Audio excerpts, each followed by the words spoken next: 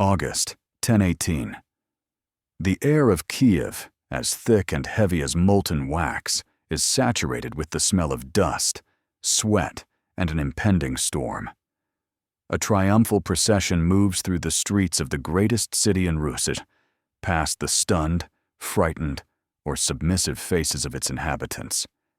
At its head, mounted on a mighty warhorse, sits a man whose name has already become both legend and curse from the Elbe to the Dnieper.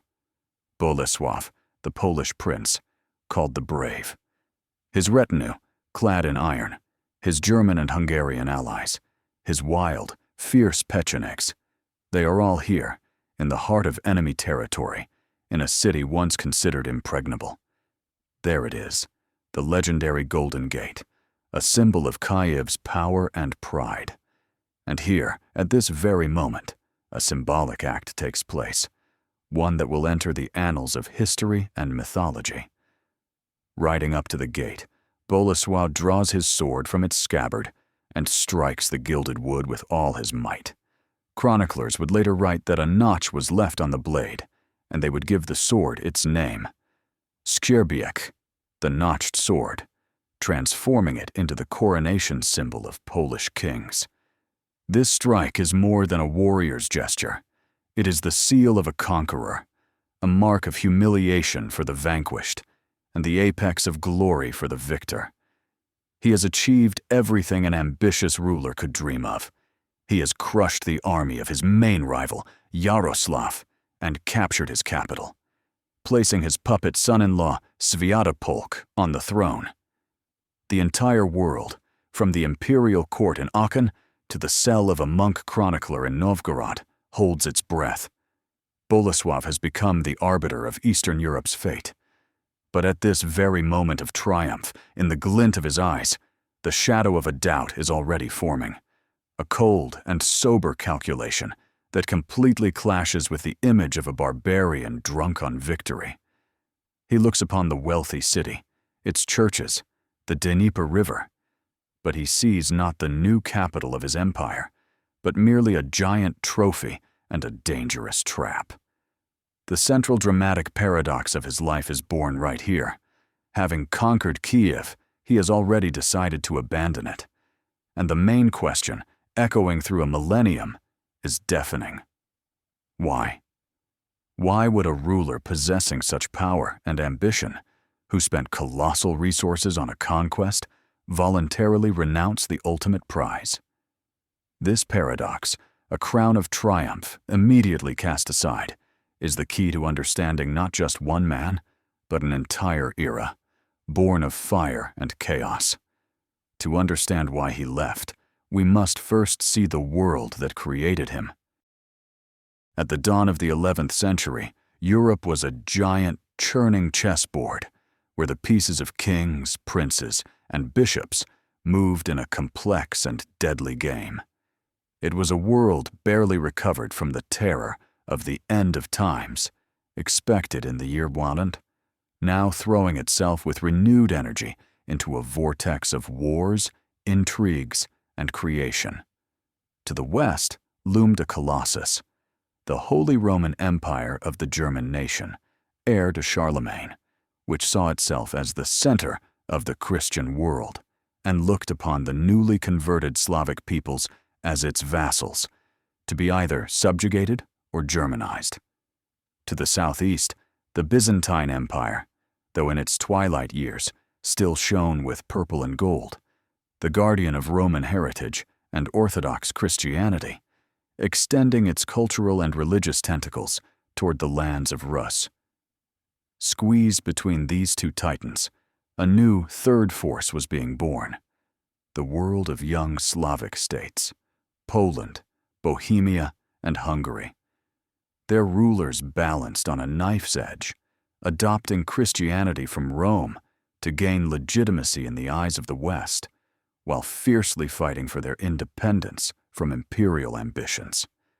And further to the east stretched the vast, diverse world of the Kievan Rus' state, founded by the Varangian Rurik dynasty. By this time, Kievan Rus had already been baptized, according to the Byzantine rite, a decision that forever separated it from the Catholic West, turning it into a distinct civilizational center. Its wealth, built on control of the great trade route, from the Varangians to the Greeks, was legendary. But its unity was fragile. The death of Grand Prince Vladimir the Great in 1015 tore apart this patchwork of principalities, plunging it into a bloody feud among his numerous sons. Finally, from the south and east, waves of the wild fields constantly crashed against this settled agricultural civilization. Steppe nomads, Pechenegs, and Polovtsians, who recognized no borders or treaties, living by war and raids. In this world, Bolesław the Brave was not just a ruler, he was a product of his time, a predator in a world of predators, where survival belonged not to the noblest, but to the most cunning, strong, and ruthless. He understood that any weakness would be used against him, and any neighbor was a potential enemy or a temporary ally. His campaign against Kyiv was not an act of irrational aggression, but an absolutely logical move in this great game, where the prize was not just a city, but the survival and rise of his own fledgling state. Bolesław was his father's son, the son of Mieszko I, and this legacy was both his greatest gift and his heaviest burden. Mieszko went down in history as the ruler who in 966 adopted Christianity of the Latin Rite, thereby pulling his people from the darkness of paganism and into the family of European nations. This was not so much a spiritual act as it was a stroke of political genius. By accepting faith not from the Holy Roman Empire, but through Bohemia, Mieszko avoided direct submission to German bishops and laid the foundation for an independent Polish church, and thus an independent state. He was a gatherer of lands, a cautious diplomat, and a warrior who spent his life maneuvering between powerful neighbors, trying to preserve and strengthen his creation, the Piast state. But Mieszko left Bolesław something more than just territory and a new religion. He left him unfinished business. Poland under Mieszko was recognized, but it was not the equal of the old kingdoms.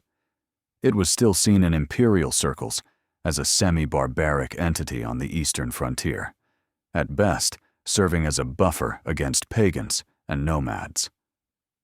Bolesław absorbed this atmosphere with his mother's milk. He saw his father forced to pay tribute to the emperor, saw German margraves constantly trying to seize borderlands. He inherited not just a throne, but a burning, all-consuming ambition to complete his father's work, to transform Poland from an amorphous principality into a full-fledged, sovereign kingdom with its own king, anointed to rule, equal in status to the kings of Germany or France. This was the burden of a pioneer. He had to prove to the world that the Poles were not just newly converted pagans, but a great people with a great future. And for this, he needed not only prayers and diplomacy, but also iron, blood, and a demonstration of power that would force everyone to reckon with his will.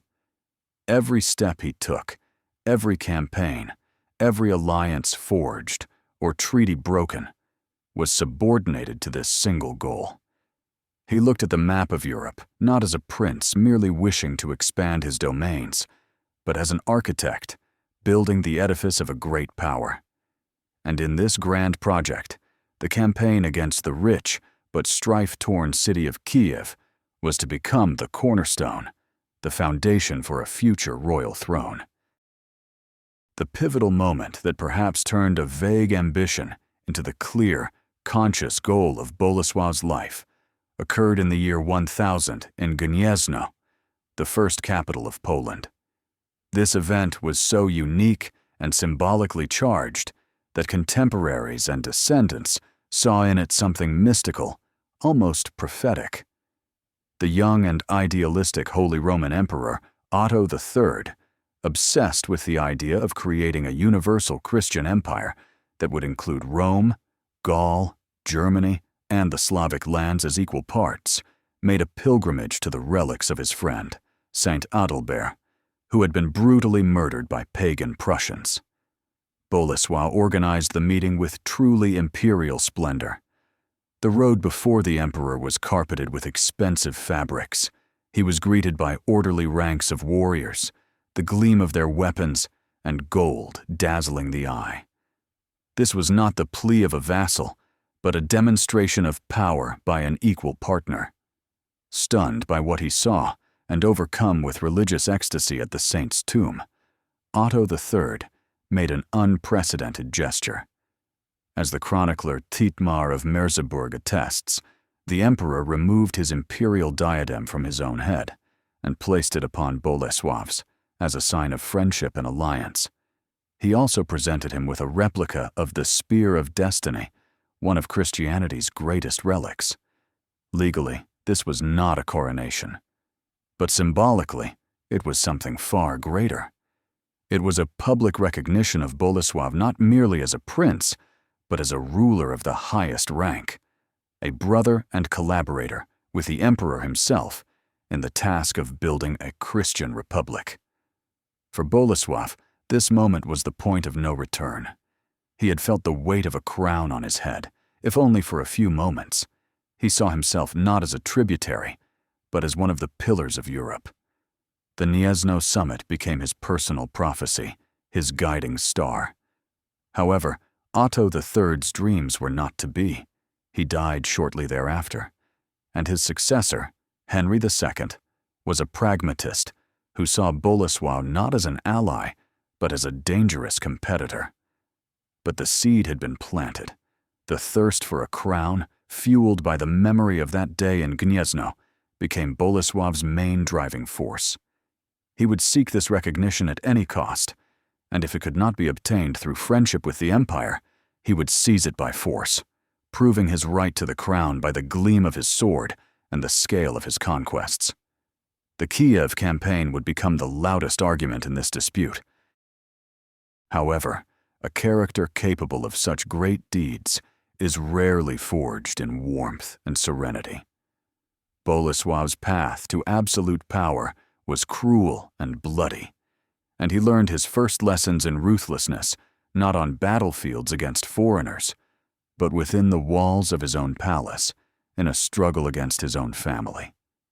His father, Mieszko I, late in life, had married for a second time to Oda, the daughter of a German margrave, who bore him 3 sons. In his will, drafted under the influence of his young wife, and in an attempt to please the empire, Mieszko divided the state among all his sons, leaving Bolesław, the son from his first marriage to the Bohemian Princess Dobrawa, only a portion of the domains. For the ambitious and proud Bolesław, this was not just an injustice, it was a mortal threat to his life's work and the work of his father. He saw this division not as wisdom, but as a weakness that would inevitably lead to the disintegration and absorption of Poland by its stronger neighbors, primarily the Germans, who stood behind his stepmother. As soon as Mieszko breathed his last in 992, Bolesław acted. Wasting no time, backed by his loyal retinue and the nobility who saw him as the sole guarantor of the country's unity, he struck. He acted swiftly, decisively, and without any sentimentality. His stepmother, Oda, and his 3 half-brothers were exiled from the country. All supporters of the division were either executed or stripped of their posts. Bolesław forcibly united his father's entire inheritance under his rule, ignoring his last will. This early experience was formative for him. He learned several harsh truths, once and for all. Power is absolute and indivisible.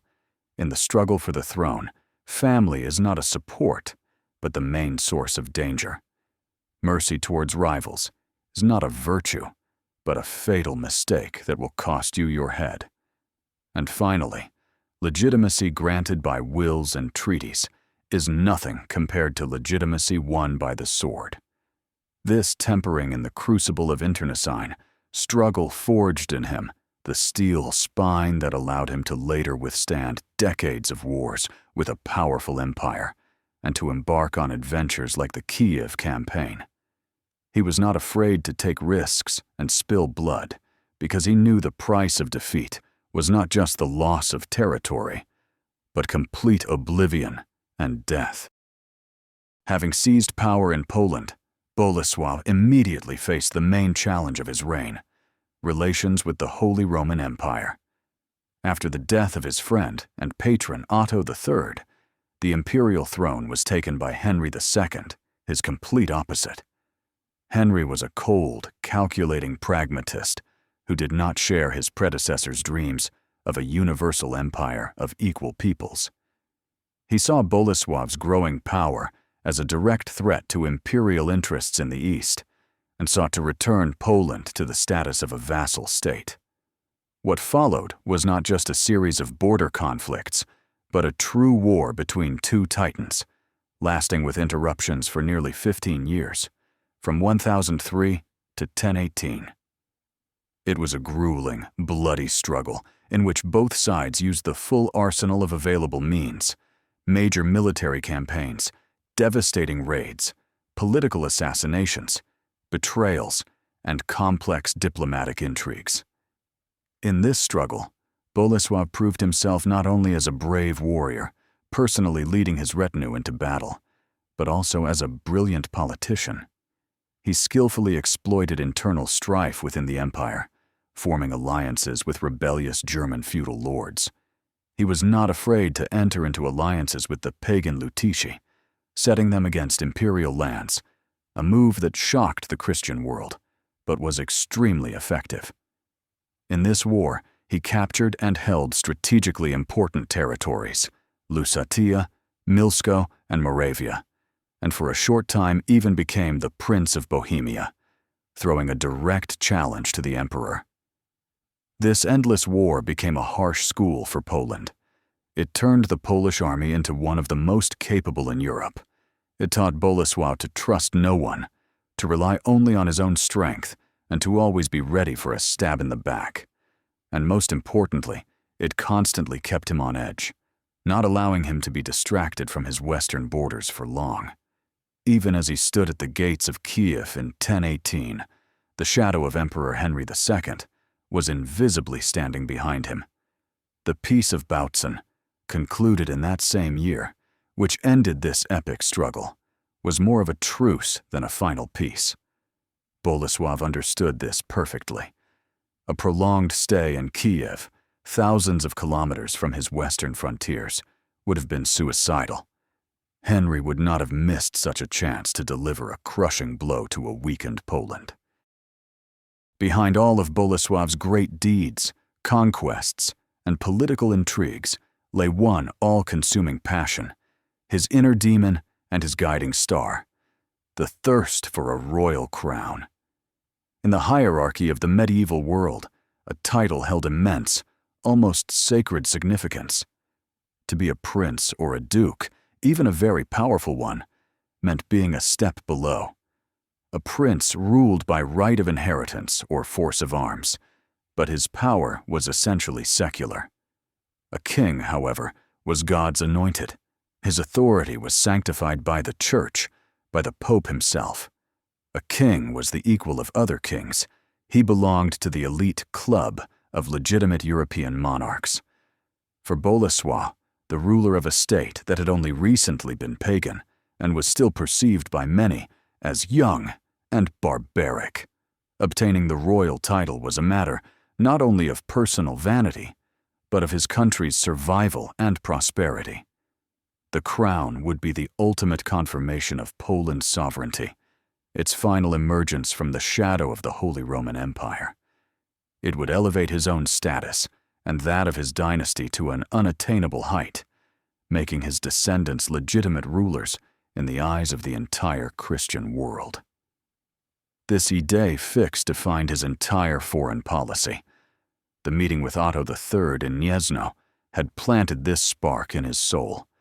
But his enemy, Henry II, and the popes who depended on him, did everything to prevent the emergence of a new kingdom on their eastern borders. Bolesław understood that simply asking for a crown was useless. It had to be earned. Or rather, he had to prove to the world that he was already worthy of wearing it, that he was, in fact, a king, and official recognition was merely a formality. And it is here that the Kyiv campaign finds its true, deeper meaning. This was not just a military campaign to help his son-in-law. It was a grandiose public relations event, a demonstration of power on an unprecedented scale. By capturing one of the wealthiest cities in Europe, the mother of Rus cities, Bolesław was showing everyone, both the emperor in Bamberg and the Pope in Rome. Look, I am not just some Slavic princeling. I am an arbiter of destinies. I place rulers on thrones. My might is comparable to that of the ancient empires. From this perspective, he did not need the Kyivan throne itself. Why would he want to be king in a foreign, orthodox country torn by strife? That title would have given him nothing in the Catholic world. But the very fact of conquering Kyiv, the riches brought back from there, the glory of a victor, all of this was priceless capital that he intended to convert into his ultimate dream, the crown of Poland. For an enterprise as ambitious as a campaign deep into a vast and hostile country, Bolesław needed not just an army, but a true military machine, capable of crushing enemies, taking cities, and operating far from supply bases. Years of incessant wars with the empire and its neighbors had forged the Polish army into a formidable force. Its core was a heavily armed mounted retinue, druzina, composed of professional warriors personally loyal to the prince. These knights, clad in chainmail, armed with swords, spears, and large shields, were a match for German knighthood in both equipment and combat skills. They were the elite, Bolesław's main striking force. In addition to the retinue, he could summon a levy of free landowners, Pospolite Ruseni, which significantly increased the army's size for major campaigns. But Bolesław was a realist and understood that a Polish army alone would not be enough for a march on Kyiv. He demonstrated his outstanding diplomatic skills by assembling a truly international coalition under his banners. According to the chronicle of Thietmar of Merseburg, who was a contemporary of these events and held no sympathy for Bolesław, making his testimony particularly valuable, the Polish prince enlisted 300 German mercenary knights, professionals of the highest caliber, whose participation not only strengthened his army, but was also a symbolic humiliation for Emperor Henry. Furthermore, he was joined by 500 Hungarian horsemen, known for their speed and ferocity. But the most formidable and unpredictable element of this coalition was 1,000 pechenegs. These Turkic nomads, masters of the Black Sea steppes, were a true scourge for Russes. Their light cavalry, armed with bows and sabers, was unsurpassed in reconnaissance, raiding, and pursuing a retreating enemy. An alliance with the pechenegs gave Bolesław eyes and ears in the steppe and had a huge demoralizing effect on his enemies. By assembling this diverse, multilingual army, whose total numbers are estimated by various sources to be several tens of thousands, Bolesław created a force that no ruler in Eastern Europe could resist at that moment. This army was not just a mob of warriors, but a sharp sword aimed at the very heart of a fragmented and weakened Rus. The perfect moment for Bolesław to strike was provided by fate itself, or more precisely, by the dynastic crisis that erupted in Ruses after the death of Grand Prince Vladimir the Great in 1015. Vladimir, the baptizer of Ruses, was a figure of colossal stature, but like many powerful rulers, he left behind a tangled and bloody legacy. He had many sons from different wives, and each had his own claim to the Kievan throne. Immediately after their father's death, the eldest son, Sviatopolk, who was in Kyiv, seized power. To strengthen his position, he, according to the chronicles, arranged the murder of 3 of his younger brothers, Boris, Gleb, and Sviatoslav, for which he earned the moniker the Accursed in history. Another brother, Yaroslav, who ruled in Novgorod, rose up against him. A brutal struggle for power began between them. For Bolesław, this situation was a true gift. Firstly, Sviatopolk was married to his daughter, making him not just a neighbor, but a son-in-law, which provided a formal pretext for intervention under the guise of protecting a relative's legitimate rights. Secondly, the internal war had weakened Rus's military and political potential to its limits. Instead of uniting against an external threat, the princes were exterminating each other, wasting their strength and resources. In 1017, Yaroslav defeated Sviatopolk's forces and captured Kyiv. The defeated Sviatopolk, with no other hope, fled to his father-in-law in Poland. For Bolesław, this was the moment of truth, a unique geopolitical opportunity, one that comes once in a century, opened before him. He could not just help his son-in-law, but fundamentally redraw the map of Eastern Europe. By placing his puppet on the Kyivan throne, he would gain control over a wealthy state, create a friendly, or at least dependent regime on his eastern border, and finally, gain access to the untold riches of Kyiv. It was a chance to solve several strategic problems with one powerful blow. The risk was great, but the potential reward was immeasurably greater. And Bolesław, true to his predatory nature, could not miss such an opportunity. The Russian turmoil became the trigger that set his formidable military machine in motion. The culmination of the campaign's first stage was the Battle of the River Bug on July 22, 1018. This battle became a brilliant demonstration of Bolesław's command talent and his psychological superiority over his opponent. The army of Yaroslav the Wise, consisting of Kyivans and Varangian mercenaries he had hired, took up a favorable defensive position on the western bank of the river. They felt relatively safe, believing that Bolesław would not dare to ford a wide and fast river in plain sight of the enemy.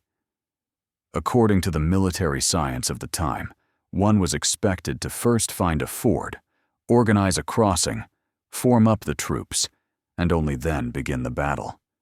Yaroslav and his commanders were expecting a long, predictable siege, or maneuvering. But Bolesław was a master of unpredictable decisions. Seeing that the Rus' army had settled down to rest, carelessly setting up tents, and even starting to bathe in the river, he made a daring, almost insane decision. As Thietmar of Merseburg reports, cheering on his warriors, he was the first to plunge his horse into the water, leading the entire army after him. It was a sudden, furious charge across the river, without any battle formation. The Poles, Germans, Hungarians, and Pechenegs mixed into a single roaring torrent, crashed down on an enemy completely unprepared for such a turn of events. The effect was stunning. Caught by surprise, Yaroslav's warriors could not organize any serious resistance. The Varangians, who formed the core of his army, fought desperately, but were crushed and overturned by the avalanche of attackers. Yaroslav himself, barely escaping capture, fled the battlefield with a few close associates to Novgorod. The battle turned into a slaughter. The victory was total and unconditional. This tactical masterpiece by Bolesław showed that he was not just a strategist, but also a keen psychologist. He used his main trump card, surprise, breaking all patterns and rules of warfare. He demonstrated the very bravery for which he earned his nickname, a willingness to take a mortal risk for a decisive victory. The rout on the Bug completely demoralized Yaroslav's supporters and opened a direct path to Kyiv for Bolesław. The capital was left without defenders, and its fate was sealed. In this grand drama of the early 11th century, 3 key figures acted on the stage, their characters and relationships shaping the course of events. The first, of course, was Bolesław himself, an ambitious, Cunning, ruthless, and far-sighted politician who masterfully played on the weaknesses of his opponents. The second was his son-in-law, Sviatopolk the Accursed. He was the central element of Bolesław's plan, but also its greatest weakness. Sviatopolk was a man devoid of charisma and real support within Rus. His power depended entirely on Polish swords. He was willing to do anything to regain his throne, but he possessed neither the will nor the talent to hold it. For Bolesław, he was the ideal puppet, weak, dependent, and owing him everything. But it was this very weakness that made the entire project extremely fragile. Bolesław, being a perceptive man, could not fail to see this. He understood that he was placing on the throne not a strong ally, but a temporary client, whose rule would end the very moment the Polish army turned back. The third figure was Yaroslav, later nicknamed the Wise. In 1018, he was not yet the legendary ruler and lawgiver he would become in history. He was young, had suffered a crushing defeat, lost his capital, and fled. It seemed he was completely broken. But Bolesław, experienced in wars and intrigues, understood that an enemy who is not killed, but only wounded, is doubly dangerous. Yaroslav was not Sviatopolk. He had his own base in the north, in wealthy Novgorod, where he could gather new forces. He had the will to fight, and most importantly, legitimacy in the eyes of many inhabitants of Rus, who saw Sviatopolk as a fratricide who had brought foreigners to their land. And finally, behind the scenes of this Eastern drama, there was always a fourth, invisible figure, Emperor Henry II. He was a constant factor in Bolesław's calculations, an eternal threat in the West. This complex configuration of puppet allies and titan enemies defined the narrow corridor of opportunities for the Polish prince. He had to act quickly and decisively to extract the maximum benefit from the situation before his puppet finally broke, before his wounded enemy gathered strength, and before his sworn rival in the West stabbed him in the back. After the crushing victory on the River Bug, Bolesław faced a critical choice that would determine the entire future course of the campaign. The road to Kyiv was open, but taking the capital itself was only half the battle. The main question was what to do next. One option, the more cautious one, was not to advance deep into the vast country. Bolesław had already achieved a great deal. The army of his main adversary, Yaroslav, was shattered and scattered, and the Novgorod prince's prestige had suffered a terrible blow. He could have consolidated his position in the conquered territories, perhaps annexed the disputed Chervon towns, and, after receiving a generous ransom from Yaroslav, returned to Poland, leaving the Rus princes to continue sorting things out among themselves. This option was safer. It would have preserved his army, avoided the risks associated with occupying hostile territory, and allowed for a swift return to his western borders, where there was always unrest. But Bolesław was not one to be satisfied with a partial victory. His nature demanded more, a complete, resounding triumph that would capture the imagination of his contemporaries and forever etch his name in history. He chose the second, far riskier path, to march on Kyiv. This decision was dictated not only by military logic, but also by his deepest ambitions. Firstly, taking Kyiv gave him access to the immense wealth accumulated by the Kyivan princes. Money was needed to maintain his army, to build fortresses, and most importantly, for the ongoing struggle for the royal crown. Secondly, by placing Sviatopolk on the throne in the capital itself, he transformed him from an exile into a seemingly legitimate ruler, creating a puppet state in the east. And thirdly, and perhaps most importantly, a triumphal entry into the mother of Rus's cities was an act of incredible symbolic power. It was a message to the whole world about his might. He had done what no Western ruler had done before him. This was his moment of glory, his crossing of the Rubicon. He was consciously taking a huge risk, putting everything on the line, but it was precisely in this risk that the greatness of his design lay. He marched on Kyiv not just as a conqueror, but as a maker of history, changing the political map of Europe. On August 14, 1018, Bolesław's army approached Kyiv. The city, left without a prince or an army, offered no resistance. Bolesław the Brave, accompanied by his son-in-law Świętopolk, triumphantly entered the capital of Rus.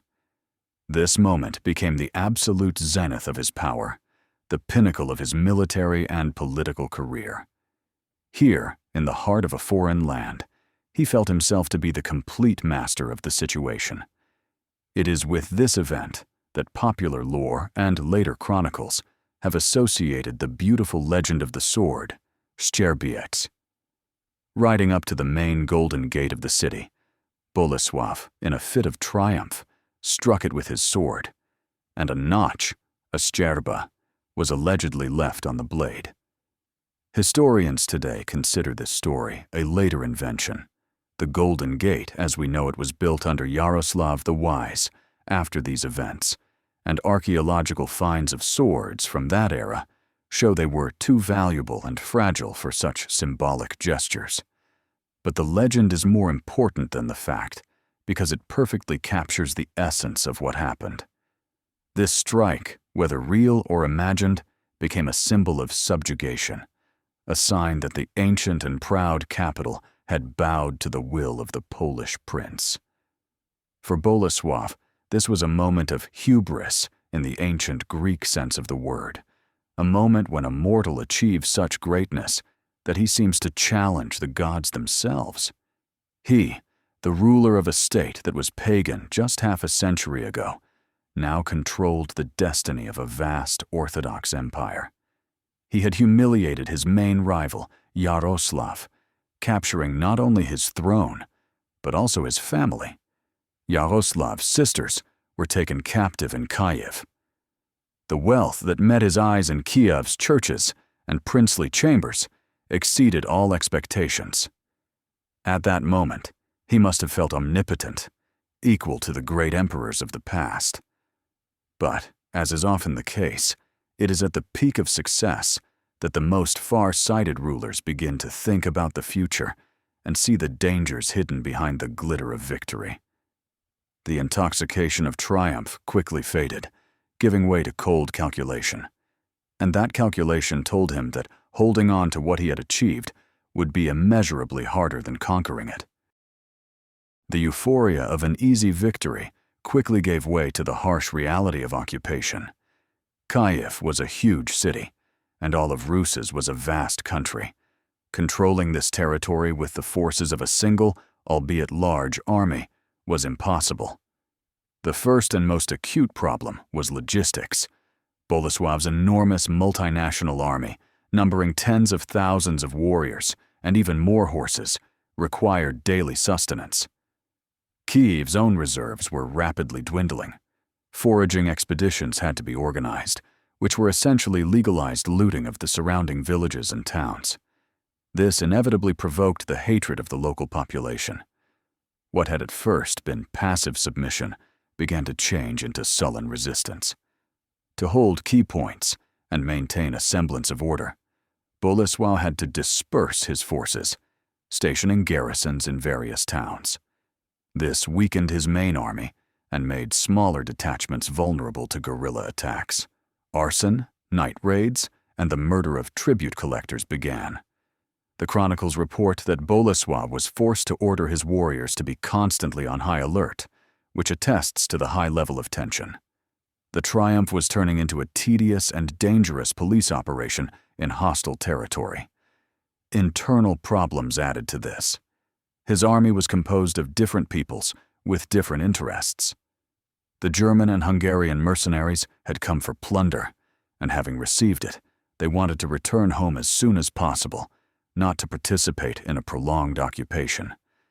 The Pechenegs, his steppe allies, were even less reliable. Their only interest was looting, and controlling their wild hordes within a city was practically impossible.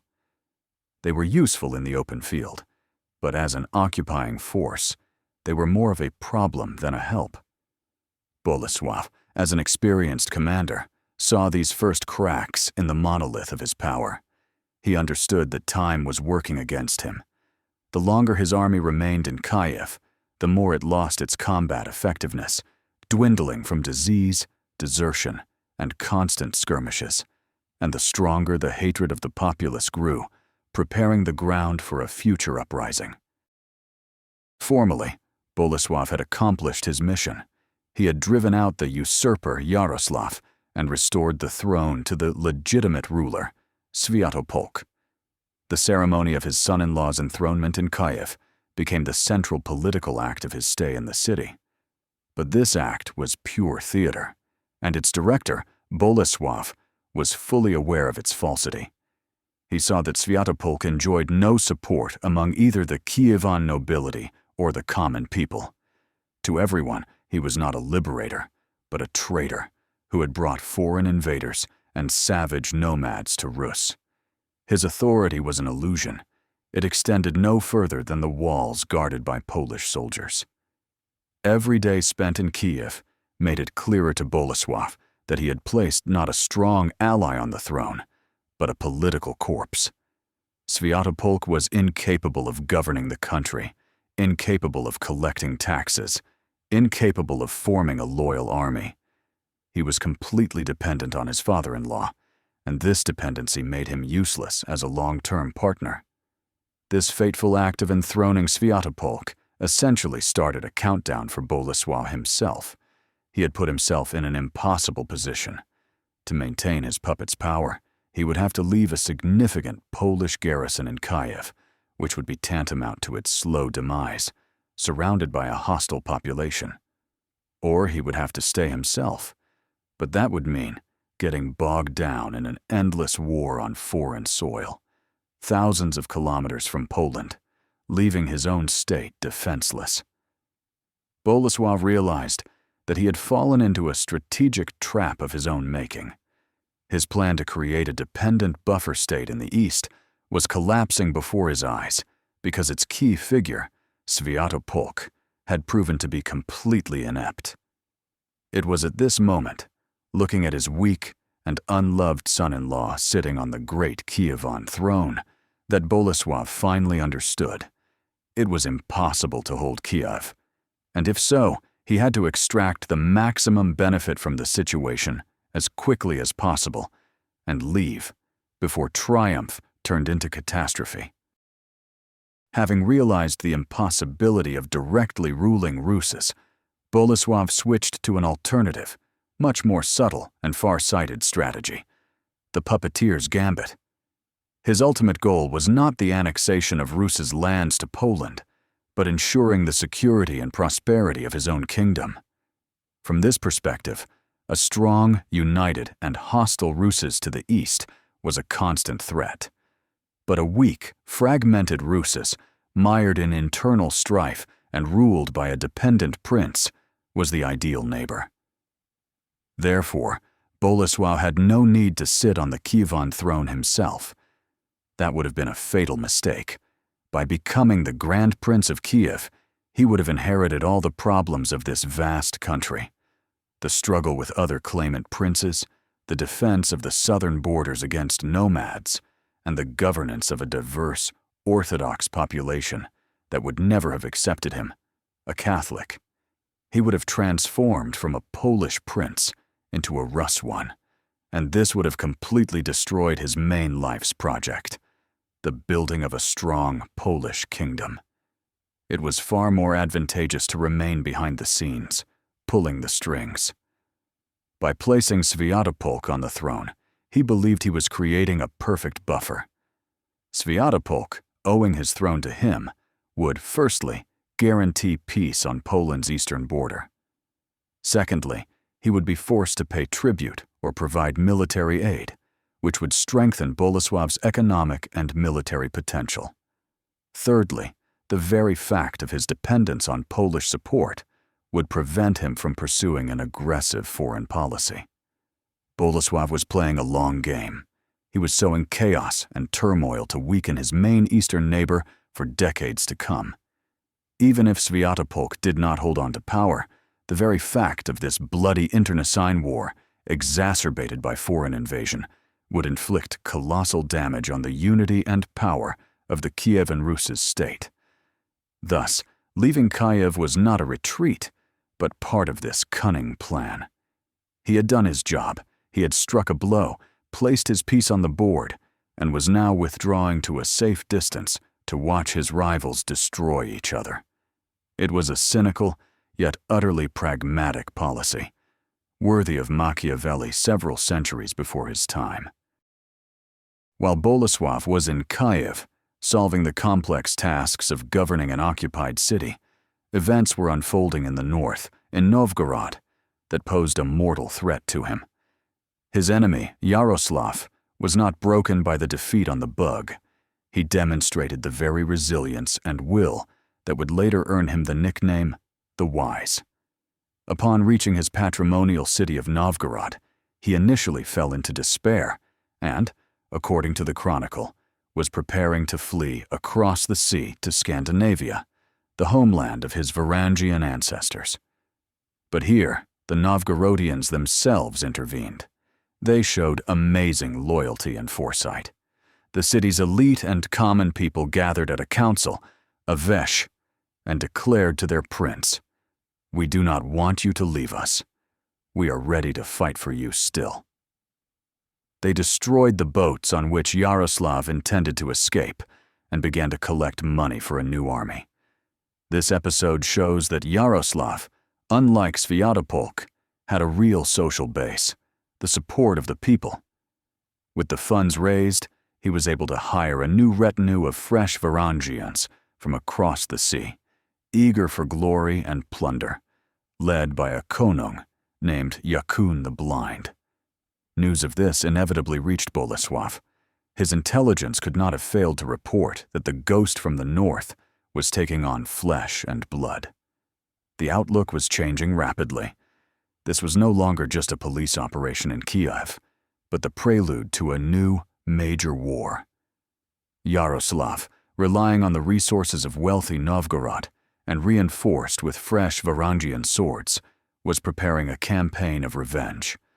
For Bolesław, this meant he would either have to face Yaroslav in the field, far from his bases, or prepare for a long siege in Kyiv itself, where the population could strike him in the back at any moment. Both options were extremely risky and promised nothing good. The specter of Yaroslav's new army, growing in the north, was one of the most compelling arguments for abandoning the dangerous Kyivan trap as soon as possible. Added to the strategic and political problems was the inexorable factor of nature, which in the Middle Ages was often decisive in war: the change of seasons. The Kyiv campaign reached its climax in August. The days were getting shorter, the nights colder. Autumn was approaching, and with it, the famous Russian winter. General Frost, who would destroy many more invading armies. For Bolesław's huge army, located hundreds, if not thousands, of kilometers from its borders, this was a mortal threat. With the onset of the rainy season, roads would turn into impassable swamps, making the delivery of food and fodder almost impossible. Supplying the army, already a serious problem, would become a logistical nightmare. With the start of winter, rivers would be bound by ice, but deep snow would make troop movements extremely difficult. An army trapped in Kyiv or its surroundings would find itself in a real trap. It would face starvation, as all local supplies would have been consumed, and new ones could not be brought in. Cold and poor nutrition would inevitably lead to epidemics, which in crowded garrisons could kill soldiers more effectively than an enemy's sword. Bolesław, as an experienced commander, could not ignore these risks.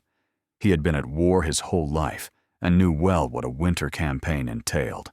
He understood that staying in Kyiv for the winter meant consciously condemning a significant part of his army to death. His force, consisting not only of Poles accustomed to the cold, but also of Hungarians and Germans, would be particularly vulnerable.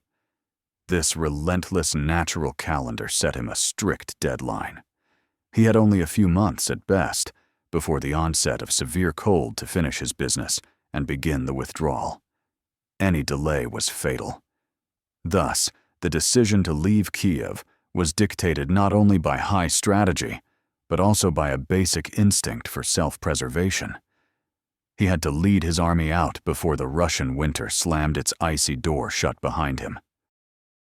While Bolesław was engrossed in affairs in the east, his western border never ceased to be a source of concern. His eternal rival, the Holy Roman Emperor Henry II, was not asleep. Although the Peace of Bautzen had been concluded between them at the beginning of 1018, ending a long series of wars, Bolesław harbored no illusions about its durability. He knew that for Henry, this peace was merely a temporary respite, a forced measure allowing the emperor to solve his problems in Italy. Henry still saw Bolesław as a dangerous upstart, a usurper of imperial rights over Slavic lands, and would never forgive him for the humiliating defeats. Bolesław was well aware that his prolonged absence from Poland with the best part of his army would be seen in imperial circles as a unique opportunity for revenge. Rumors of his Kyiv campaign, of the difficulties he faced, undoubtedly reached the imperial court. For Henry, it would have been the perfect moment to break the treaty and strike at a defenseless Poland. The regions Bolesław left behind would not have been able to withstand the full might of the imperial army.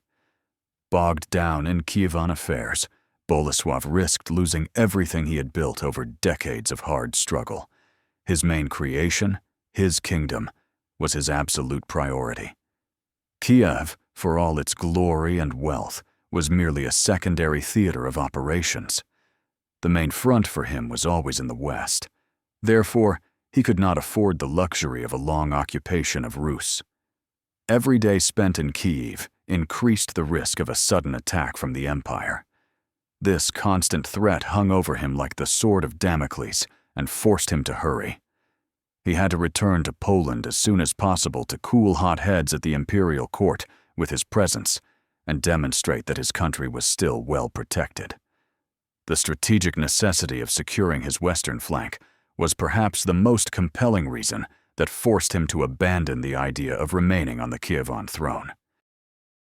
Besides high political and strategic goals, the Kyiv campaign had a very down-to-earth, material basis.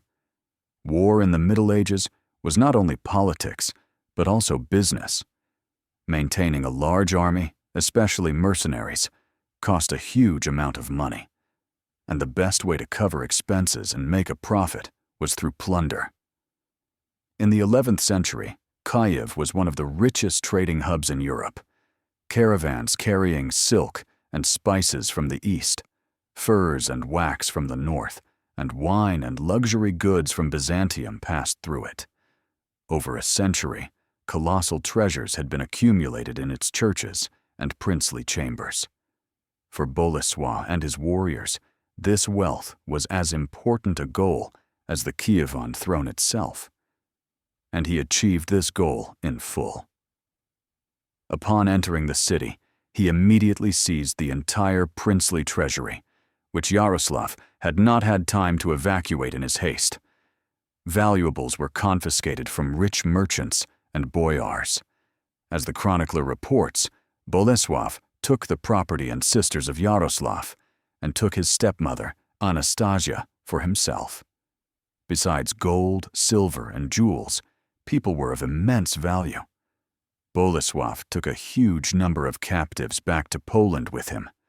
These were not only noble hostages, but more importantly, skilled artisans, blacksmiths, jewelers, builders, icon painters, who were to contribute to the development of crafts and culture in his own state. From this perspective, the campaign was an incredibly successful commercial enterprise. Bolesław got everything he came for and more. The loot was so enormous that it more than covered all the campaign's expenses and enriched not only the prince himself, but his entire army, which was important for maintaining its loyalty. Having achieved this economic goal, he lost one of the main motives for staying in Kyiv any longer. Why risk an army and his own life trying to hold a hostile city when the main material objective had already been accomplished? It was far more logical to take this gigantic plunder and safely deliver it to Poland, where it would serve to strengthen his power and finance his future projects, the chief of which remained the struggle for the crown. Even the most disciplined and victorious army has its breaking point, especially when on a long campaign in a foreign land. Bolesław's army, despite its triumphant capture of Kyiv, was no exception. Internal tensions within its ranks grew with each passing day. Firstly, his army was a multinational coalition, and each part had its own interests. The German and Hungarian mercenaries were soldiers of fortune. They had done their job, defeated the enemy, and taken the city. Now, their only interests were their share of the loot and a swift return home. The idea of spending a harsh Russian winter in a besieged garrison, risking their lives for the political ambitions of a Polish prince that they did not understand, held no appeal for them. Grumbling inevitably grew among them. Secondly, his steppe allies, the Pechenegs, were an even more unreliable element. They had joined the campaign for plunder, and having received their share, they saw no reason to stay. Nomads were a force of destruction, not creation. They were unsuited for garrison duty and had no intention of submitting to strict discipline. Their presence in the city likely caused more problems than it solved, provoking conflicts with the local population and even with other parts of the army. Thirdly, even his own Polish warriors, the retinue and the levy, were exhausted by the long campaign. They were far from their homes, families, and lands. They saw the immense riches captured in Kyiv and wanted to return as soon as possible to enjoy the fruits of their victory. A long and hopeless occupation was undermining their morale. Bolesław, as an experienced leader, sensed the mood in his army. He understood that his authority over this motley force was not limitless. An attempt to force them to stay in Kyiv against their will could have led to open mutiny, which would have been more terrifying than any external enemy. He had to consider the interests of his soldiers and allies. The decision to leave was, therefore, not only his strategic choice, but also a concession to the mood within his own army, without which he was nothing. He had to leave before his victorious army turned into a demoralized and uncontrollable mob. Bolesław's Kyiv triumph should not be seen as an end in itself, but as a move in a much larger, great game for dominance in Central and Eastern Europe and, ultimately, for his personal crown. The capture of Kyiv was not so much an act of conquest as a loud statement addressed to the entire world. The first and foremost recipient of this message was Emperor Henry II. By capturing Kyiv, Bolesław demonstrated that his power was not limited to local wars on the empire's borders. He showed that he was capable of conducting large-scale strategic operations over vast distances and influencing the fates of entire states. The signal was, "I am not just a border margrave, I am a player on your level. My army can reach not only Prague, but also Kyiv. You must reckon with me." This was intended to make the emperor more compliant and to finally recognize Poland's sovereignty. The second recipient was the papal see in Rome. Bolesław positioned himself as a defender of Christians, albeit for his own interests, by helping his son-in-law Świętopolk. He was showing that he was the main Catholic power on the eastern frontiers, capable of standing against both Orthodox Ruses and pagans.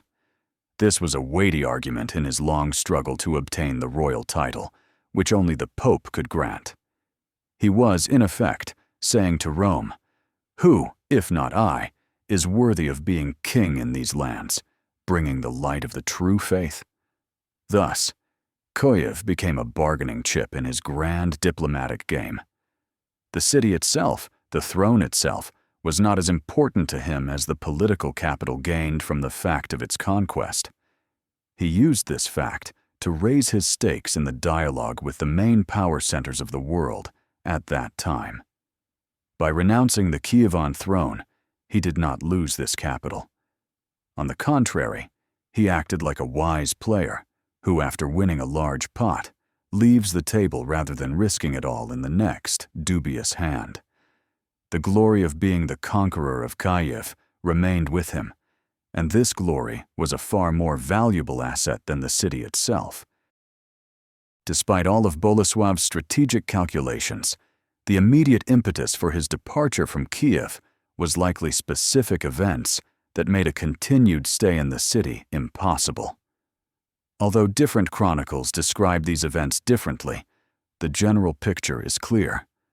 The passive submission of the Kyivans gave way to open resistance. According to some sources, an uprising broke out in the city. The reasons could have been various: violence and looting by the occupying forces, especially the Pechenegs, discontent with the rule of the unpopular Sviatopolk, or simply fatigue from the presence of foreigners. Most likely, it was not a full-scale battle, but a series of coordinated attacks on Polish and Allied garrisons, arson, and street fights. This explosion of popular anger was the final and most convincing signal for Bolesław. It showed that the Kyivans would never accept his rule or the rule of his appointee. He could have suppressed this uprising in blood, but that would have only intensified the hatred and made his position even more precarious. It became obvious that he was sitting on a powder keg, and the fuse was already lit. A continued stay in the city was turning into a permanent war with his own subjects, a war with no chance of victory. This incident was probably the last straw that broke his patience and forced him to make a final decision. He understood that the game was lost, at least as far as long-term control of Kyiv was concerned. Now the main task was not to hold the city, but to save his army and his honor. He had to leave, and leave quickly, before a local uprising grew into a nationwide war, supported by the approach of Yaroslav's troops from the north. Kyiv had definitively transformed from a trophy into a deadly trap, and he had to get out of it at any cost. It was at this critical moment that Bolesław displayed the quality that distinguishes a great ruler from a merely lucky conqueror: the ability to stop in time and turn a looming defeat into an act of strategic wisdom. He did not stubbornly cling to Kyiv, sacrificing his entire army to his ambitions. He did not wait to be driven out in disgrace. Instead, he himself took the initiative and organized what can be called a strategic retreat. He framed his departure not as a flight, but as the conscious and willful decision of a victor who has completed his mission and is now returning home. He left Sviatopolk on the throne, pretending to believe in his ability to rule the country. He gathered all the immense plunder, all the prisoners, and in an organized, battle-ready formation, led his army out of the city. This withdrawal was no less complex an operation than the campaign itself. He had to ensure the security of a long baggage train, fend off possible partisan attacks, and control his unreliable allies. But Bolesław managed it. He left not as a defeated commander, but as a triumphant hero returning with rich spoils. With this maneuver, he saved his army, the main instrument of his power. He preserved his reputation as an invincible warrior, and he left behind him complete chaos in Rus, which only worked to his advantage. He turned the impossibility of holding the city into the wise choice of a strategist who prefers real benefits, plunder, the weakening of an enemy, to the illusory glory of possessing a foreign capital. This decision, made under the pressure of circumstances, ultimately proved to be the only correct one. It allowed him to emerge from the Kievan adventure with maximum gain and minimal loss, which is the hallmark of supreme political and military skill. He left because he understood that true victory is not about capturing, but about knowing when to leave. The return journey from Kyiv was not simply the road home for Bolesław. He used it to accomplish one last important task: to establish final control over the disputed border territories known as the Cherven towns, including strongholds like Cherven and Przemyśl. This region, located on the border of Poland and Rus, had been a bone of contention between the two states for decades. It had changed hands several times, and its possession was of great strategic and economic importance. Bolesław's father, Mieszko, had once controlled these lands, but they were later conquered by the Kievan prince, Vladimir the Great. Now, returning from Kyiv at the head of a huge, victorious army, Bolesław had the perfect opportunity to reclaim what was lost. He did not simply pass through these lands, but firmly established his authority there, leaving his own garrisons and administration.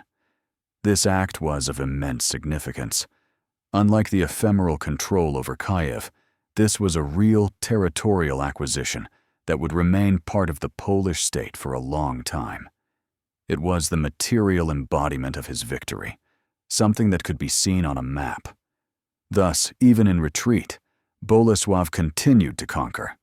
He effectively traded the distant and unstable capital for a nearby, strategically important, and easily controllable province. For the future of Poland, possession of the Cherven towns was far more important than a puppet regime in Kyiv. This final chord of the Kyiv campaign put a decisive end to his military campaign. He was not leaving empty-handed. He carried with him immense treasures and led away thousands of captives. And along the way, he annexed new lands to his state, leaving behind a trail of fire and the glory of a ruler who knows how to turn every step, even a retreat, into a victory. Subsequent events in Russes fully confirmed the correctness and foresight of Bolesław, although they also demonstrated the utter futility of his puppet project. The end of this story was, in its own way, ironic. No sooner had the Polish army disappeared over the horizon than Świętopolk's fragile power structure collapsed like a house of cards. Yaroslav, having gathered his forces in Novgorod, immediately moved south. The Kyivans, who hated Świętopolk and his short but bloody reign, offered Yaroslav no resistance and gladly opened the city gates to him. Świętopolk was once again forced to flee. He tried to fight on, bringing his Pecheneg allies to his aid, but in the decisive battle on the Alta River in 1019, he was utterly defeated. According to the Chronicle, he fled between Bohemia and Poland and died ignominiously somewhere along the way. His accursed days were over. Bolesław's plan to create a dependent buffer state had completely failed. His puppet was destroyed, and his sworn enemy, Yaroslav, was firmly established on the Kyivan throne, a man who would become the Grand Prince for decades and lead Rus to its golden age. At first glance, this was a total fiasco for Bolesław. His main political project in the East had collapsed. But was it a real failure for him?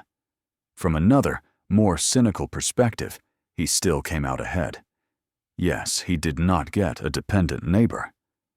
But as a result of his invasion and the subsequent internecine strife, Rus was seriously weakened and ravaged. It was distracted by its internal problems for a long time and posed no threat to Poland. Bolesław had extracted enormous wealth that strengthened his own state. He had annexed the Cherven towns, and although his candidate lost, Bolesław himself left undefeated, with the aura of a victor. This irony of fate only underscores the complexity and ambiguity of his legacy. His tactical plan failed, but strategically, he still gained significant advantages. Upon returning to Poland, Bolesław focused entirely on the main goal of his life, patiently waiting for the right moment. The Kyiv adventure, for all its brilliance, was for him merely a prelude to the final principal act. He awaited the death of his eternal antagonist, Emperor Henry II, knowing that as long as he was alive, obtaining consent for a coronation would be impossible.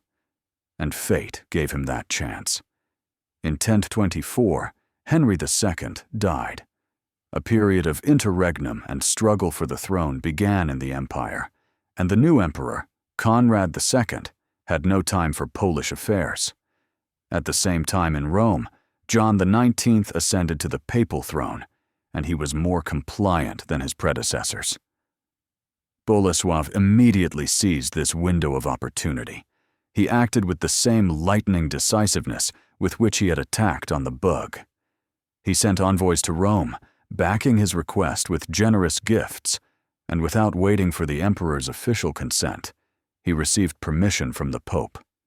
In 1025, in the main cathedral in Gniezno, the very place where a quarter-century earlier Emperor Otto had placed a diadem on his head, Bolesław's dream came true. The Archbishop of Gniezno placed the royal crown upon him. It was the apotheosis of his reign. He became Bolesław I, King of Poland. He had achieved everything he had strived for. He had completed his father's work, led his country out of the empire's shadow, and brought his dynasty into the circle of legitimate European monarchs. His life's mission was accomplished. As if sensing this, fate allotted him very little time to enjoy his triumph. Just 2 months after his coronation, in June 1025, the first king of Poland passed away. His death, following so soon after achieving his cherished goal, seemed symbolic. The Titan who had spent his entire life fighting was gone when the fight was over. He left behind a strong, independent kingdom, forever changing the history of his country. The legacy of Bolesław the Brave, like that of any great and controversial ruler, turned out to be dual and was refracted differently in the historical memory of different peoples.